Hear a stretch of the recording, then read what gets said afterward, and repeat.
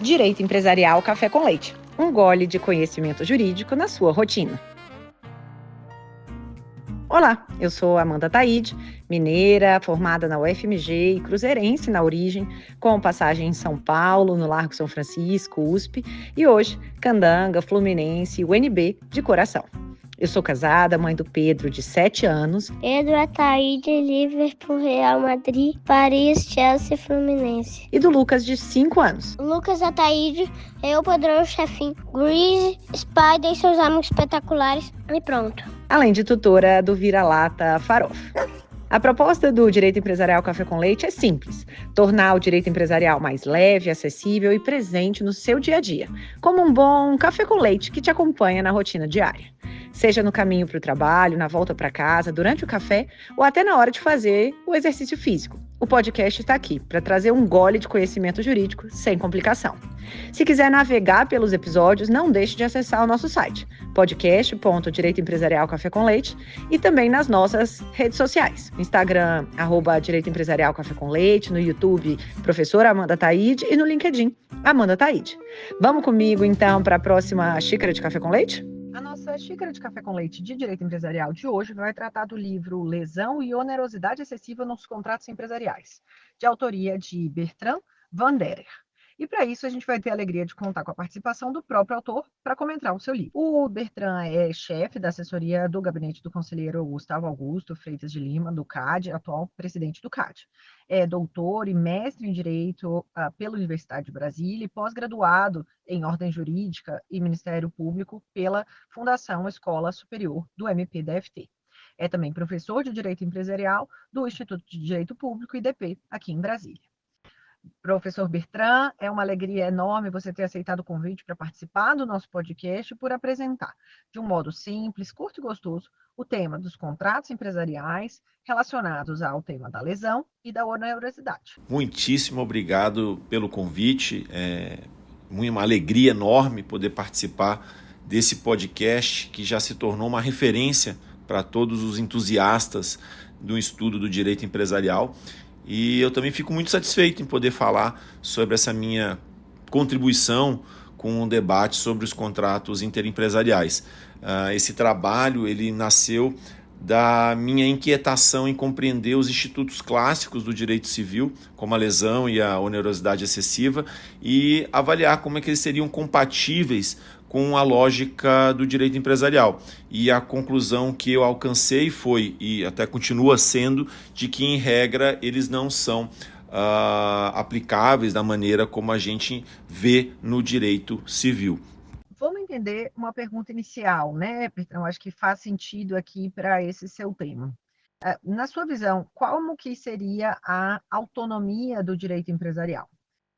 Como que o exercício dessa autonomia entre direito civil, direito empresarial, no contexto do direito privado, faz com que a gente tenha uma distinção do que a gente tem, né, dos contratos empresariais ou contratos interempresariais, dos demais contratos, como os contratos aí de direito civil e consumerista. Bom, a unificação das obrigações pelo Código Civil de 2002 revogou grande parte do Código Comercial de 1850, mas não eliminou a separação entre as atividades de agentes empresários e as atividades dos agentes não empresários.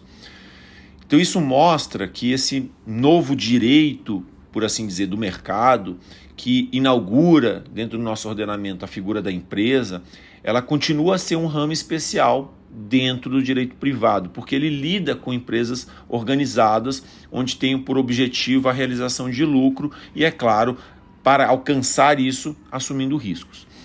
E as regras civis, elas foram concebidas para indivíduos desigualmente informados, ao passo que nos contratos que são celebrados entre empresários, os chamados contratos interempresariais, se presume uma simetria técnica, organizacional e até mesmo informacional.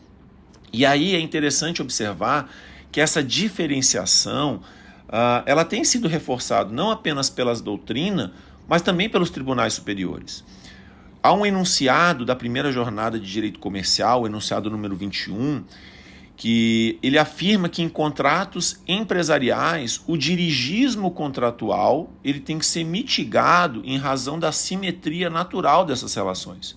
Então veja que na mesma linha o STJ ele também tem reconhecido que o Código de Defesa do Consumidor ele somente se aplica nas relações empresariais em caráter excepcional, quando ficar demonstrado a vulnerabilidade. Então, nos demais casos, a gente parte da presunção de paridade e autonomia, de modo que as cláusulas que são pactuadas entre empresários, elas devem ser respeitadas. Então esse entendimento, ele aparece em julgados sobre contratos de empréstimo empresarial e até mesmo em relação a outras avanças. E vejam que nessas circunstâncias, o tribunal ele acaba afastando a incidência do Código de Defesa do Consumidor e mantém a autonomia privada. Dessa forma, a gente pode observar que a autonomia do direito empresarial ele repousa na ideia de que os contratos celebrados entre empresários, os interempresariais, eles são celebrados entre profissionais, eles são regidos por uma lógica de competição e de busca pelo lucro. Então, dessa maneira, diferenciar os contratos civis, que são voltados aos indivíduos, dos contratos de consumo, que são estruturados com uma lógica de proteção ao vulnerável, eles exigem uma interpretação que valorize, que privilegie a liberdade contratual. Então, a previsibilidade e a alocação de riscos que são próprias dos mercados, por óbvio, elas circundam e se apresentam quando nós estamos trabalhando com contratos realizados por uma figura tão especial como é o empresário.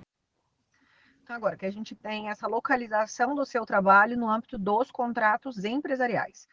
No seu livro, você aborda as peculiaridades dos contratos empresariais. Então, conta pra gente quais que são, na sua visão, as peculiaridades das regras e dos princípios aplicáveis especificamente à espécie dos contratos empresariais. Os contratos empresariais, eles têm características e princípios que lhes são próprios, que acabam distanciando esse tipo de instituto do regime civil.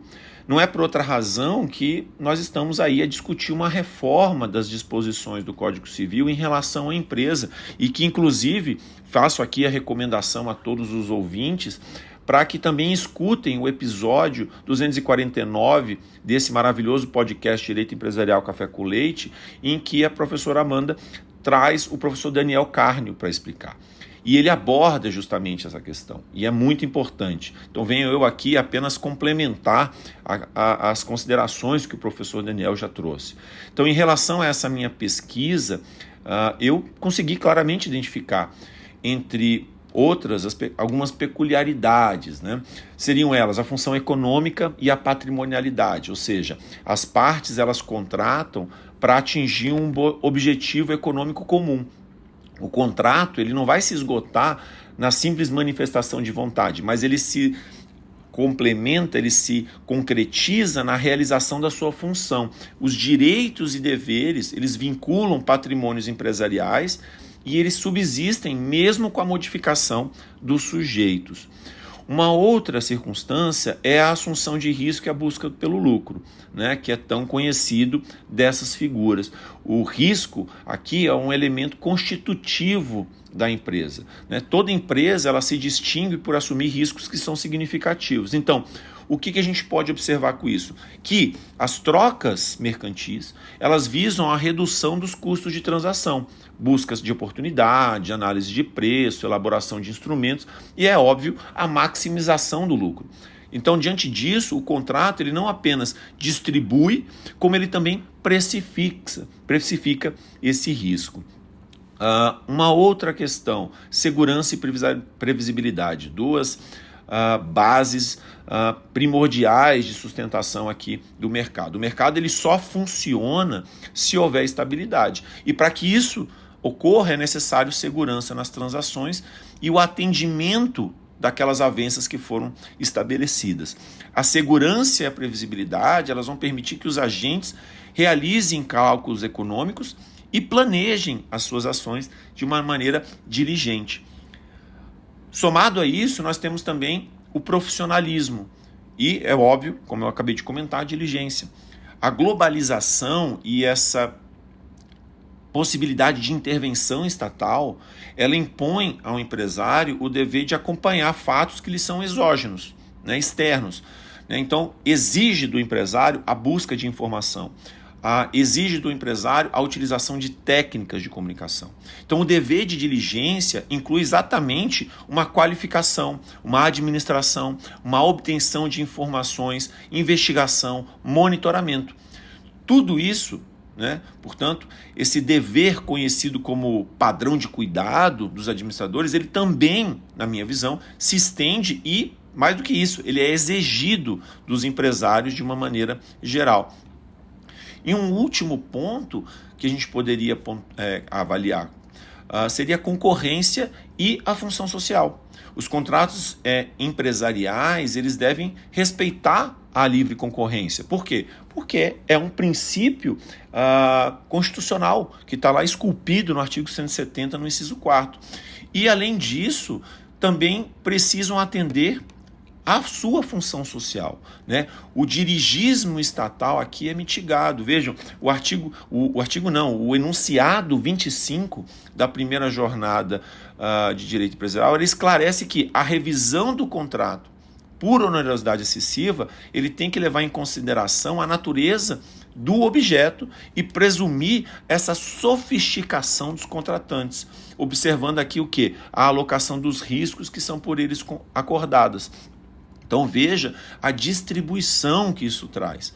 E diante dessas peculiaridades, a gente consegue observar que isso tudo justifica a existência de um regime jurídico autônomo, onde o pacta sunt servanda, onde a boa-fé objetiva, elas são lidas com uma função econômica do contrato e também por meio de uma distribuição dos seus riscos.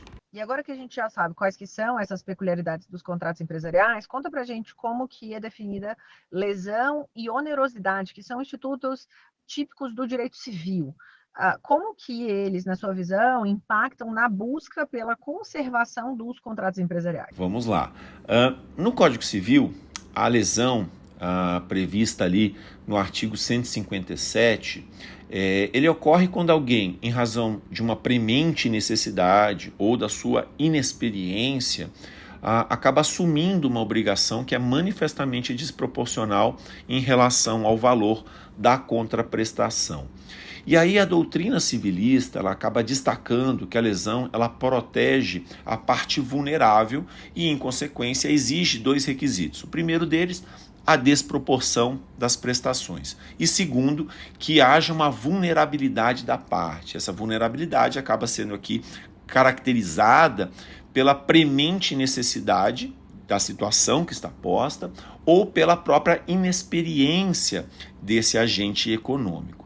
E aí a jurisprudência, até recente do STJ, ela acaba reiterando que esses elementos eles não são presumidos, né? A terceira turma do STJ, no RESP 1723690 aqui do Distrito Federal, ele entendeu que em contrato paritário, os elementos do estado de perigo e da lesão, eles têm que ser comprovados. Então vejam que nós podemos dizer que o mero interesse em resguardar um investimento, ele não vai configurar uma premente necessidade. Por outro lado, a onerosidade excessiva, né, que está lá amparada no artigo 478 do nosso Código Civil, é forma de revisão ou resolução do contrato de execução que é realizado de maneira continuada ou que tem a sua execução de forma diferida. E aí, quando ela vai ser examinada, ela vai passar por uma revisão para revisão, quando um fato extraordinário ou até mesmo imprevisível, né, venha a fazer com que a prestação de uma das partes se torne excessivamente onerosa, gerando aí uma extrema vantagem a um dos agentes. Então aqui, o que a gente vai observar é que a doutrina explica que o evento ele tem que ser imprevisível.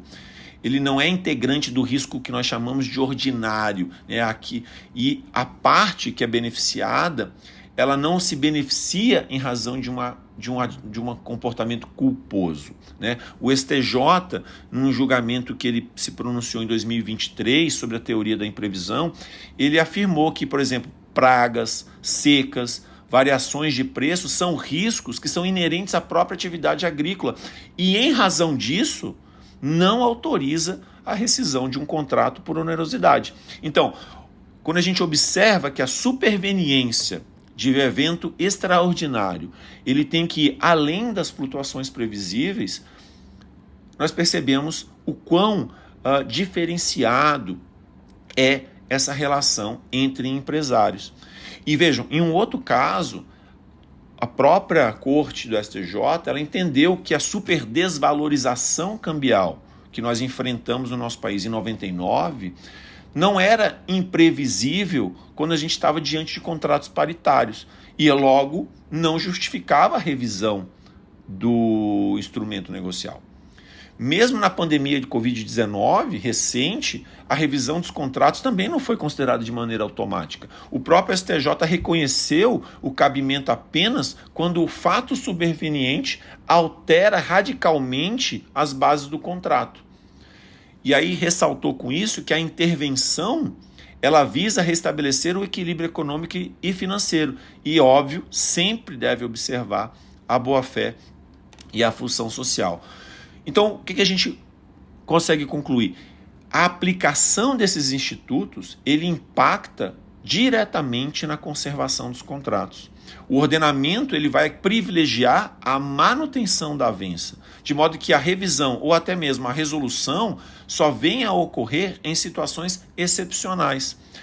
Em contratos onde nós encontramos nos dois polos do negócio os empresários, nós presumimos a capacidade técnica, nós compreendemos que pelo seu profissionalismo, pelo seu comportamento habitual, contínuo na realização do negócio, ele sabe fazer uma racional alocação dos riscos. E aí torna ainda mais excepcional, mais acentuado a aplicação desses dois institutos, da lesão e da onerosidade excessiva, diante dessa sua particularidade do agente econômico. Espera só um pouquinho que eu já volto para falar com o nosso entrevistado. Que você curte direito empresarial, eu já sei, porque você está aqui, ouvindo o nosso podcast. Agora, se você tem interesse em se especializar em alguma das sub-áreas do direito empresarial, como direito concorrencial, comércio internacional ou mesmo os acordos de empresas com o poder público, não deixe de procurar no meu site amandataide.com.br a aba Cursos Online. E você pode encontrar o curso perfeito para você. Eu elaborei com muito cuidado curso de pós-graduação e outros cursos de especialização que podem dar aquele empurrão na sua carreira jurídica. Eu já peguei a minha xícara de café com leite. Vamos voltar, então, à nossa conversa com o entrevistado? O que na sua visão, nos contratos empresariais, a gente deve compreender pela inaplicabilidade da lesão nos contratos interempresariais?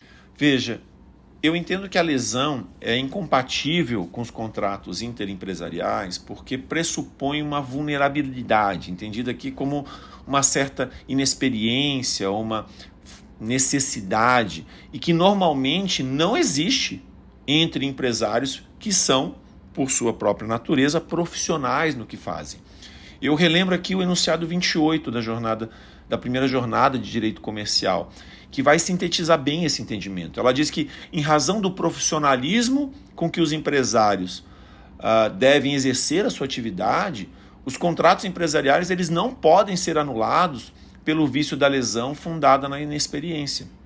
Como os contratantes eles são agentes econômicos que buscam lucro, a lei presume que eles tenham conhecimento aprofundado e especializado do mercado onde é que eles atuam.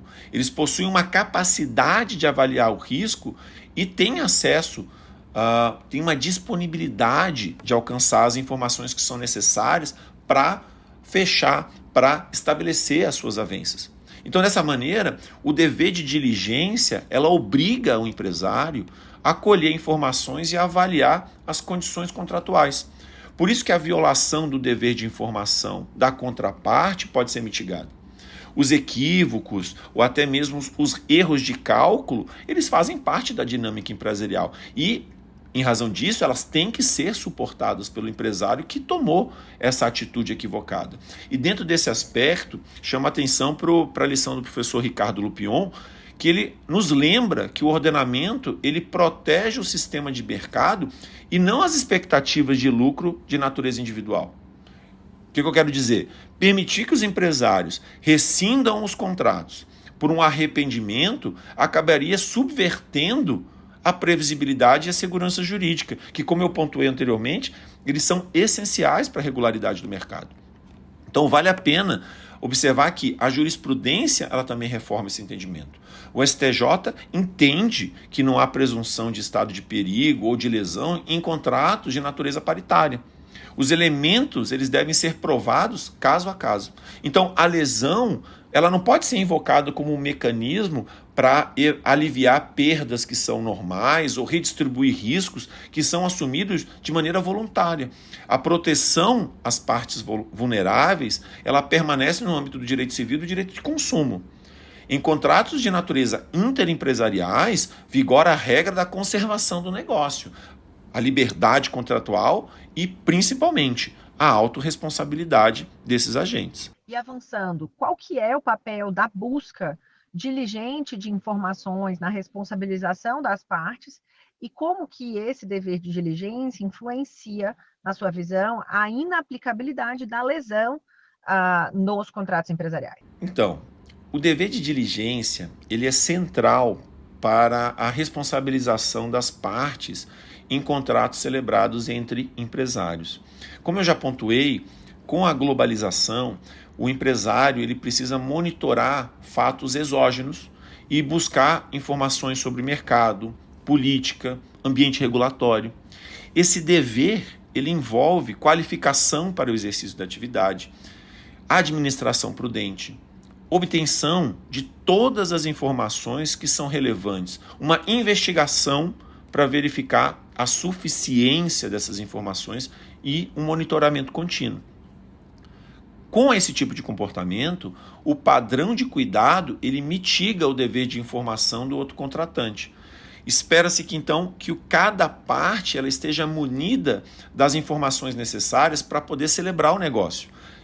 Informações essas que são tanto de natureza jurídica quanto negociais.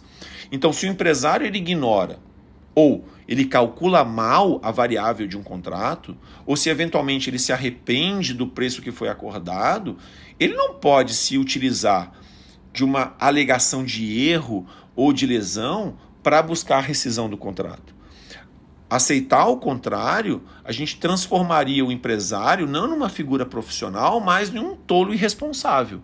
E isso prejudicaria frontalmente a segurança do mercado. Então, as expectativas de lucro e os erros de previsão, eles têm que ser suportados por quem os assumiu. Porque um certo grau de risco, ele é indissociável de qualquer contrato. E esse dever de diligência, ele acaba fortalecendo a inaplicabilidade da lesão nos contratos entre empresários. Como os empresários, eles têm o dever de se informar, ele não pode se presumir como um agente inexperiente. Os desequilíbrios que são decorrentes de uma coleta de dados negligente, ela não pode ser corrigida pelo direito. O enunciado 25 da jornada de direito empresarial, ela nos orienta que revisões por onerosidade excessiva, elas devem considerar a sofisticação dos contratantes e a alocação de riscos que eles assumem. O próprio STJ ele também enfatiza que em contratos paritários, eventos previsíveis ou que são inerentes ao risco, como flutuação de preço, desvalorização cambial, eventual praga, isso não autoriza a revisão do negócio. Então, em suma, a busca diligente de informações, o profissionalismo inerente à atividade empresarial tornam excepcional a aplicação do Instituto da Lesão. O empresário ele deve assumir os riscos do mercado e o judiciário só deve ser chamado para intervir para reequilibrar contratos quando acontecimentos efetivamente extraordinários e imprevisíveis rompem com a base objetiva do negócio. A fim do quê? A fim de efetivamente nós preservarmos a segurança e a previsibilidade desse tipo de relação negocial. E agora conta pra gente então uma pergunta dessa 10ª temporada, novidade, uma habilidade não jurídica que você tem. Conta pra gente aí algo que você faz muito bem, que não seja do meio do direito, porque do direito a gente já sabe que você manda bem. Conta pra gente aqui uma habilidade não jurídica. Muito bem, vamos lá. Uma habilidade não jurídica, eu gosto de cozinhar para os meus filhos. Eu tenho 2 filhos, Maria Luísa, minha Malu, e o Miguel. E eu descobri que, por incrível que pareça, assim como no direito empresarial, a cozinha também envolve questão de técnica, também envolve organização e também envolve uma parcela de assunção de risco. Às vezes você tenta e dá certo e às vezes, infelizmente, não dá. Então, isso faz parte do jogo, né? E você tem que assumir essa responsabilidade. Então fica aí essa minha curiosidade em relação à habilidade. Agora, em relação aos que preferem se aventurar no mundo da literatura, eu recomendaria 3 obras que eu li recentemente. A primeira delas é A Cabeça do Santo, da autora Socorro Acioli. Nessa obra, a autora ela deixa a mensagem de que muitas vezes a verdadeira compreensão da nossa realidade ela surge de uma escuta um pouco mais atenta, inclusive daquilo que não é dito nos espaços que nos são formais. Então, uma lição preciosa que também pode ser utilizada aqui para o direito e até para a política pública. A segunda obra que eu recomendo é A Elegância do Ouriço, do Muriel Barberi. Nessa obra, ele acaba nos pontuando que a gente não tem que subestimar pessoas e muito menos experiências. E o que a gente consegue depreender é que um olhar cuidadoso revela que a sabedoria ela pode estar nos lugares que a gente menos espera. E isso vale para relações humanas, mas também vale para as nossas práticas profissionais e acabam nos mostrando soluções sofisticadas que às vezes surgem de uma perspectiva muito simples. E a terceira obra é O Torto Arado, do Itamar Vieira Júnior, e ele vai nos chamar a atenção aqui sobre a questão da justiça social e dos direitos coletivos. Vai nos lembrar que a lei ela não pode ignorar as desigualdades estruturais que ainda marcam bastante a nossa sociedade tupiniquim, né? Então, eu espero que aos que se interessem, se lancem a essas aventuras literárias que valem muito e espero, com essas minhas palavras, ter atendido as expectativas desse maravilhoso podcast. Ok? Um grande abraço e um beijo a todos. Por hoje é só, então agradeço muitíssimo pela sua presença e até a próxima. A nossa xícara de café com leite foi devidamente tomada. Me diz então, esse episódio foi útil para você? Ajudou na sua vida de algum modo? Se sim, vai lá no Instagram, no YouTube, no LinkedIn e comenta comigo. Até o próximo episódio!